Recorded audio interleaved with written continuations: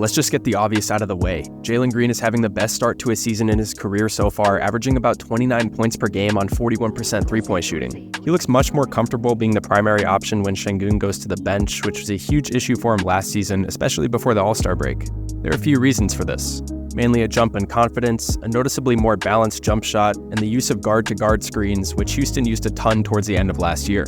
By bringing a guard with a weaker defender into a ball screen, Jalen can pick and choose which matchup to attack into space.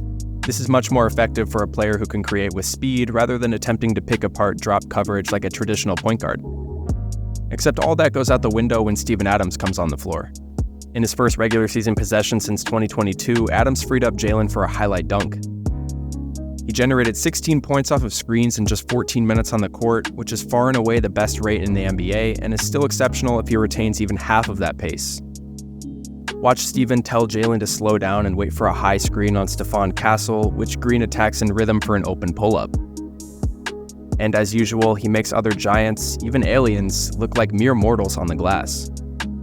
Houston's bench, as expected, has been huge in swinging momentum, with Tari Eason picking up at least 2 steals in each of his games so far. Averaging about 17 minutes a night, Eason's 4.7 steals per 36 is first in the NBA among rotation players, which shouldn't be surprising if you're subscribed to the channel. He also has 5 offensive rebounds because generating extra possessions is just what he does. Likewise for Amen Thompson, who has 6 offensive rebounds, although only 1 steal so far. Of course, he has some superhuman blocks already and has even knocked down 2 of 6 shots from 3. He's had big minutes with both the starters and the bench unit, playing anywhere from point guard to center. For me personally, I think he's better suited in this back-end Swiss Army knife role rather than a lead guard, but if you disagree, I can't blame you. The fact that there's even potential for him to maybe play point guard one day speaks to how unique of a prospect he is. Jabari Smith Jr. has had an up-and-down few games, really struggling to shoot the ball, but has played a decent amount of backup center with some nice rebounding numbers. The issue I see with Jabari, which is not unique to him, is that he struggles with actually deterring shots at the rim. He can move his feet and stay in front of guys all the way up until the shot goes up, but he just isn't really strong enough to alter layups. Alperen Sengun has a similar issue where players can pretty consistently just lay the ball up over him. I think there's an emphasis in training camp this fall to contest without fouling, but so far it kind of feels like pulling teeth trying to get a stop in the paint. This is in part by design, as Houston's main focus is to limit three-pointers, but movement and cut-heavy teams like the Spurs can really pose problems.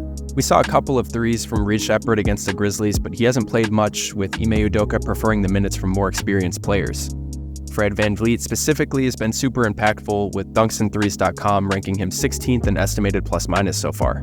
As a team, the Rockets are top 10 in both offense and defense, which is a great sign looking forward since those teams overwhelmingly make the playoffs.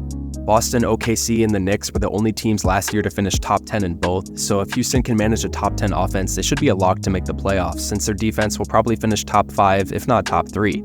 Once Alperen Sengun's touch comes around, this team will be a tough matchup for anybody in the league with their pure amount of versatility on both ends.